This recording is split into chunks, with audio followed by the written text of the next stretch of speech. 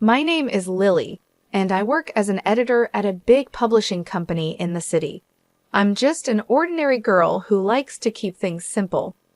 Life has always been busy for me, trying to meet deadlines while also finding some time for myself. Maybe that's why I never really got into dating. I usually enjoyed spending time alone, whether it was with a good book or taking a quiet walk in the park near my apartment. But everything changed on one sunny Sunday that seemed like any other. I was deep into a podcast, walking along without a care in the world.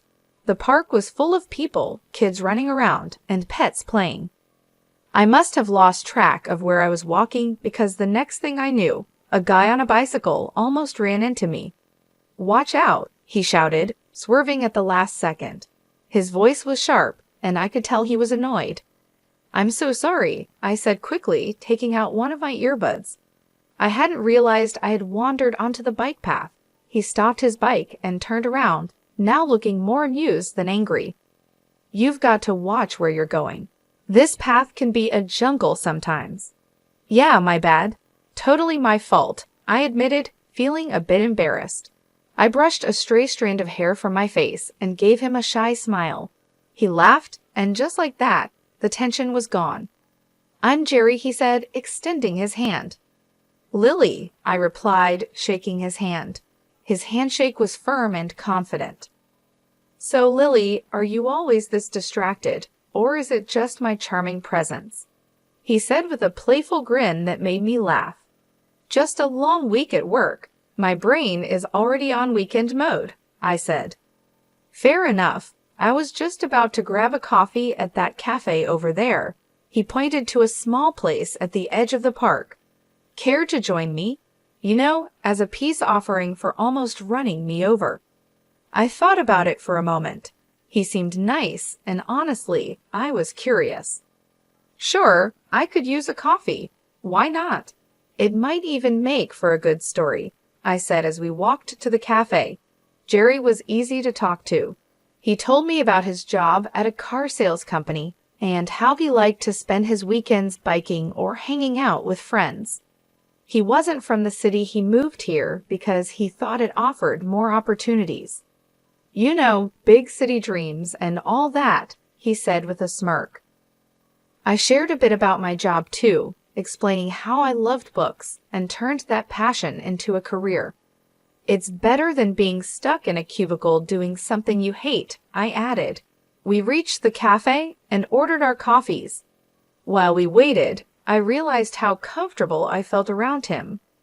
It was strange because I'm usually a bit reserved around new people, but with Jerry, the conversation just flowed. After meeting Jerry, we started hanging out more. He was funny and easygoing, but it wasn't long before I started noticing little things that bothered me.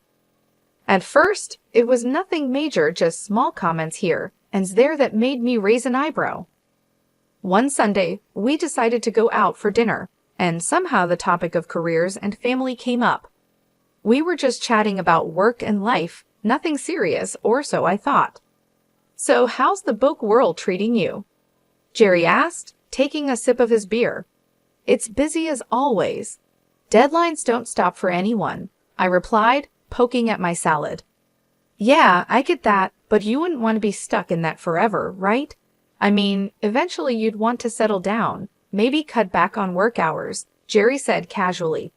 I paused, my fork midair. "Not really, Jerry. I love what I do.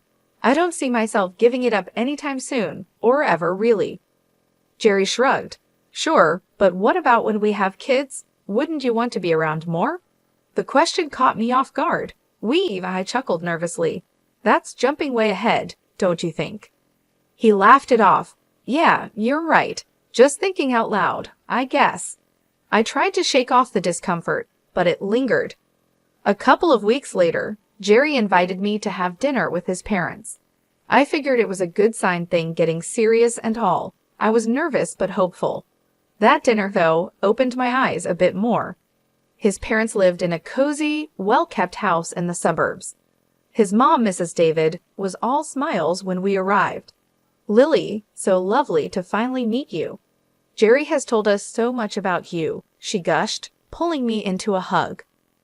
"Thank you for having me, Mrs. David. It's great to meet you too," I replied. I managed to reply with a smile. Dinner was going well until Mrs. Davids started talking about family and marriage. "You know, Jerry was always the responsible one," she said, serving herself more potatoes. "We've always told him how important it is to find a good girl who knows how to take care of a home." Jerry's dad nodded in agreement. "Absolutely, it's about building a strong foundation. A man needs to provide, and a woman, well, she takes care of the home." I glanced at Jerry, hoping he'd say something, but he just focused on his food. Mrs. David continued, "That's how we raised our boys. Family first, right, Jerry?" "Right, Mom," Jerry finally said, looking up. His agreement felt like a punch to the gut. I tried to stay calm. It's interesting because I've always been very focused on my career. I love my job and believe in contributing equally. Mrs. David smiled, but it felt forced. "Of course, dear, but you'll see, priorities change when you have children. It's only natural for a woman to want to stay at home with her babies." The rest of the evening passed in a blur. We left shortly after dinner, and the drive home was tense. I broke the silence. "Your mom has some strong opinions about family roles. Do you feel the same way?" He hesitated, then said, "I think there's some truth to it. It worked for my parents." Despite the uneasy dinner with Jerry's parents, our relationship continued. Somehow, the good times seemed to outweigh the bad, and I found myself agreeing to marry him. Looking back, love must have blinded me because those warning signs were still there in the back of my mind. The wedding planning began, and it was all a whirlwind.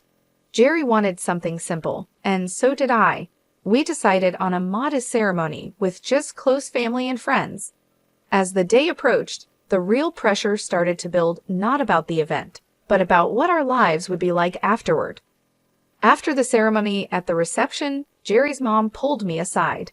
Her smile was wide, but her eyes were serious. "Lily, dear, I'm so happy for you both. Remember, a good wife supports her husband no matter what." "Thank you, Mrs. David. I intend to be a supportive partner," I replied, trying to keep my voice steady. "And remember, dear, when the babies start coming, it's best if you're at home. You can't trust strangers to raise your children," she added. Her words felt like a warning, and the finality in her tone made my stomach churn. I just nodded, not trusting myself to speak. Later, when Jerry and I were alone, I said, "Your mom talked to me about kids and me not working." I started watching his reaction closely. "Yeah, she's just looking out for the future. She means well, Lily, you know how moms are." Jerry brushed it off, taking a sip of his champagne. "But you know I'm not planning to quit my job, right? Even when we have kids," I said, needing him to understand. Jerry paused, his face serious. "We'll see, Lily. Things change. We'll do what's best for our family." After our wedding, Jerry suggested we move to a larger apartment closer to his work at the car sales company. The place was nice, bigger than our old one, but it was right next door to his parents' house. I had my doubts about why he chose this particular spot, but I agreed, hoping for the best. Once we settled in, the reality of our new life together began to show. Jerry started bringing up his idea of a traditional family more often, where he would be the breadwinner, and I would handle the household and, eventually, the kids. One evening, we sat down with our finances spread across the dining table, a mess of bills and budgets under the dim light. I tried to show him how keeping both our jobs was better, especially with the economy being unstable. "Look at these numbers, Jerry. With both incomes, we're not just getting by, we're actually saving. It doesn't make sense for me to quit my job," I said, pointing at the spreadsheet. Jerry shook his head, pushing the papers away slightly. "It's not just about the money, Lily. It's about having a real family life, you know, like my parents had." I sighed, feeling frustrated. "But it's not the past, Jerry. Things are different now. We both need to contribute." He didn't seem convinced, and the discussion ended with a heavy silence. The situation got more complicated with his mother, Mrs. David, living so close. She dropped by often, unannounced, each visit with a new critique about how I was managing our home. One afternoon, I was sorting through some work emails when she came in without a greeting. She started inspecting the house, wiping her finger along the bookshelf, looking for dust. "Lily, you really should focus more on keeping a cleaner house. A dusty home is not a healthy home," she said, her tone sharp. I clenched my teeth, trying to stay calm.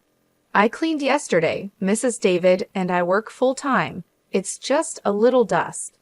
"That's just it, you work too much. If you were home more, maybe things wouldn't slip through," she countered, walking over to the linen closet. She pulled out a sheet, checking for any signs of improper laundering. I followed her, my hands clenched into fists at my sides, trying to keep my cool. "I manage my time just fine, Mrs. David. Jerry and I are both happy with how things are," I said. She shook her head and moved to the kitchen to check the contents of our fridge. "A woman's place is taking care of her home and husband. All these modern ideas about women needing careers are nonsense." Every comment stung, and I felt my defenses rising. "Maybe that worked for you, but I'm not you. I'm not going to quit my job and become someone I'm not." When Jerry came home that evening, I tried to explain how suffocating his mother's visits were becoming. He listened, but his response chilled me. "Mom's just trying to help, Lily. She has a lot of experience running a home."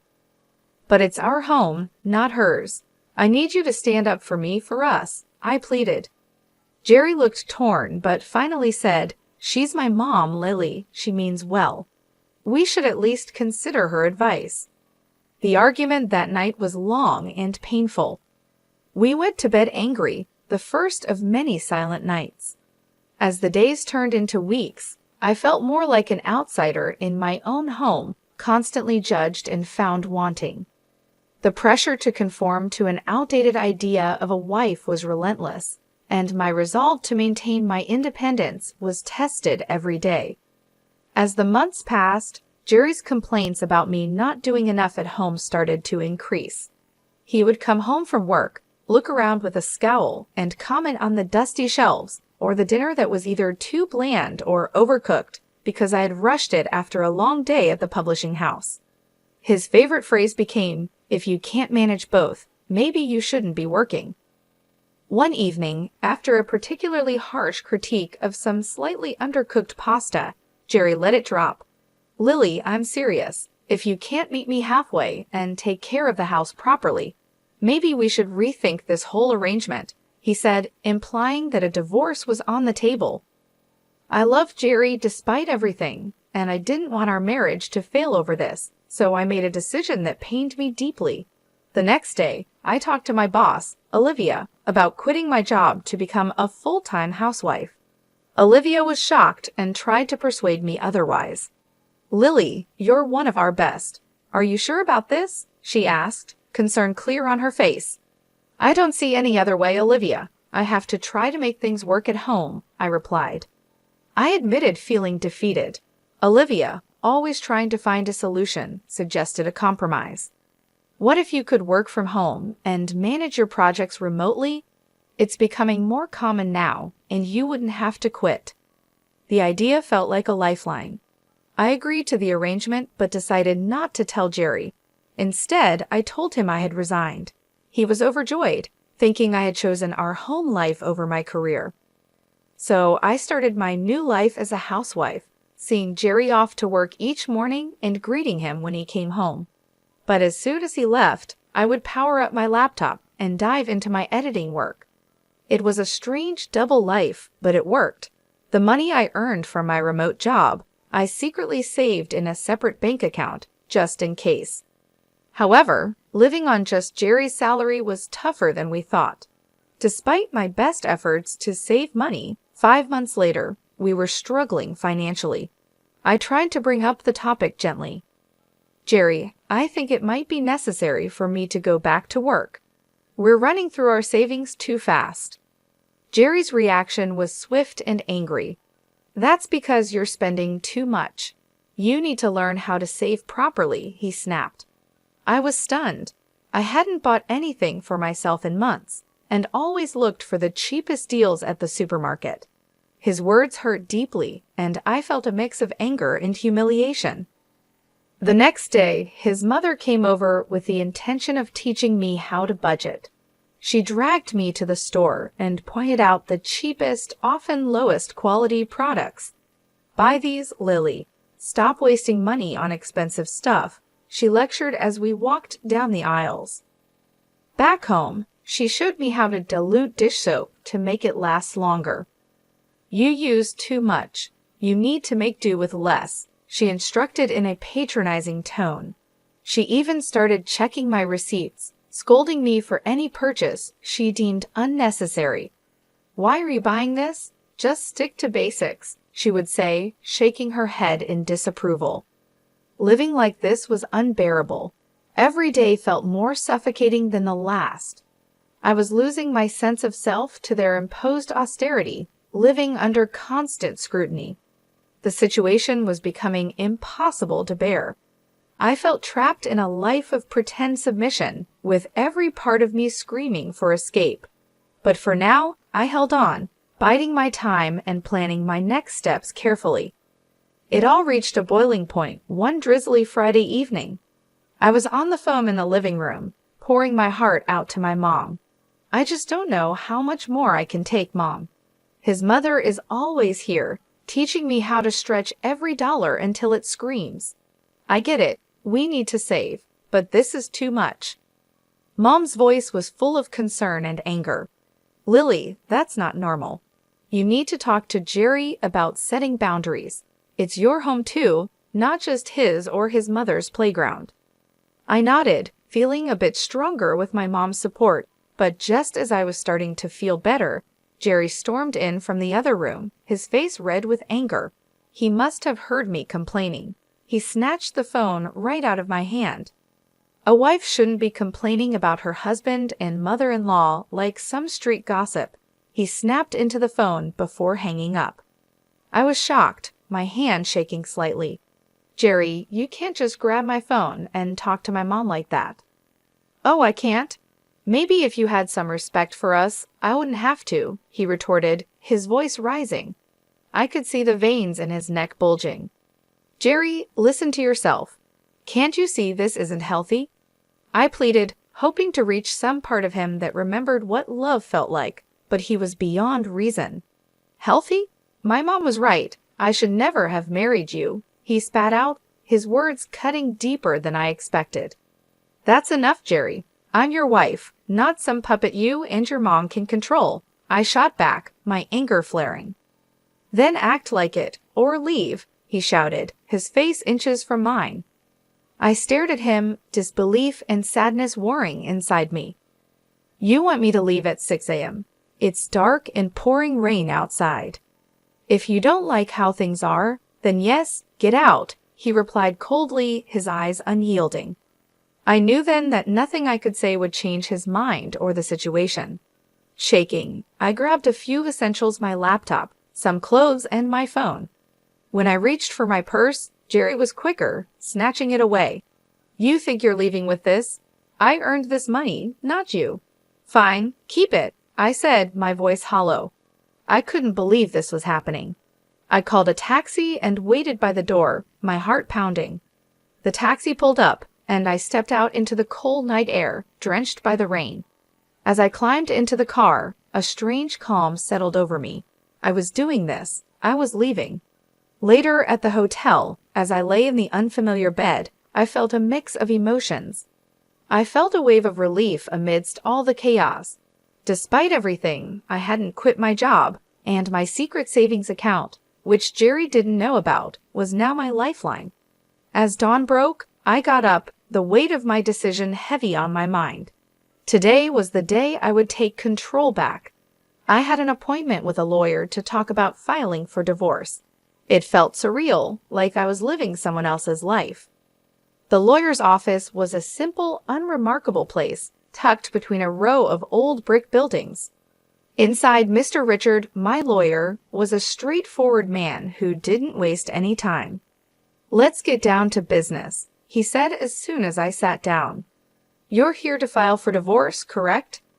"Yes," I confirmed, my voice steadier than I expected. "I can't go back to the way things were." Mr. Richard nodded seriously. "All right. I'll need all the details, any joint accounts, property, anything that needs untangling." We spent the next hour going over everything. He explained the legal process, what I could expect, and what my rights were. He was thorough, making sure I understood each step before preparing the necessary documents. "You'll need to serve these to your husband," he instructed as he handed me the envelope, sealed with a stamp that felt like the seal on my old life. With the divorce papers in hand, I went back to the apartment I had shared with Jerry. He was still asleep, probably exhausted from last night's argument. The apartment felt different as I packed my things each item I put away marked the end of another shared chapter. By the time I finished packing, Jerry was waking up. He wandered into the kitchen, bleary-eyed and clearly confused to see my bags piled by the door. "What's going on?" he mumbled, scratching his head. I didn't have much to say, just actions to take. Instead of answering, I handed him the envelope. "These are for you," I said, my voice calm despite the emotions swirling inside. Jerry tore open the envelope, a frown forming as he read the contents. "Divorce?" He laughed, disbelief in his tone. "You think you can just walk out, and everything will be all right?" He looked up from the papers, his eyes cold. "Come back when you're ready to apologize, and maybe I'll consider taking you back. But remember, you'll have to listen to my mother from now on." The absurdity of his words almost made me laugh, but I held it back. "I'm not coming back, Jerry. We're done." As I walked out of that apartment, the air felt different, crisper, almost hopeful. I went straight to the new place I had rented just days before. It was small, but it was mine, a space where I could start fresh. Every step I took felt heavy, but it also felt right. A few weeks after moving in, I was back at the office, fully diving into the whirlwind of publishing deadlines and meetings with authors.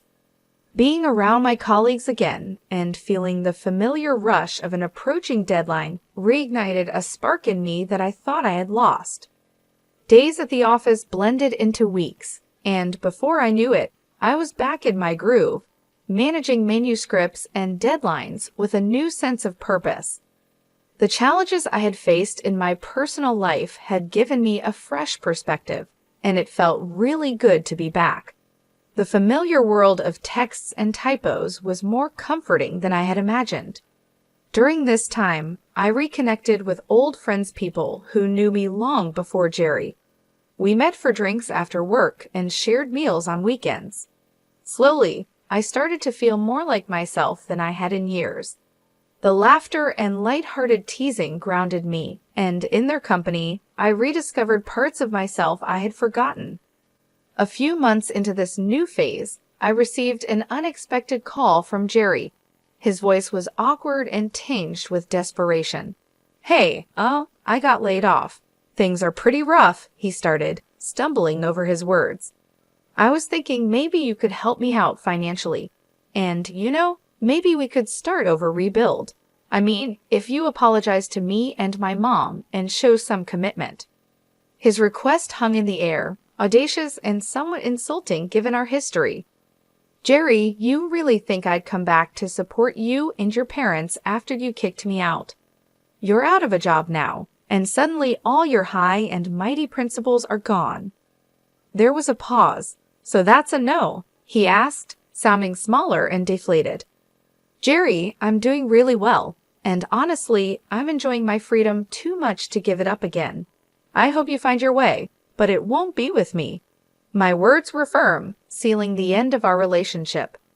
After hanging up, I felt a surge of empowerment. Jerry's call, though ridiculous, had reaffirmed something important for me. I was truly free now, and no offer or plea was going to change that.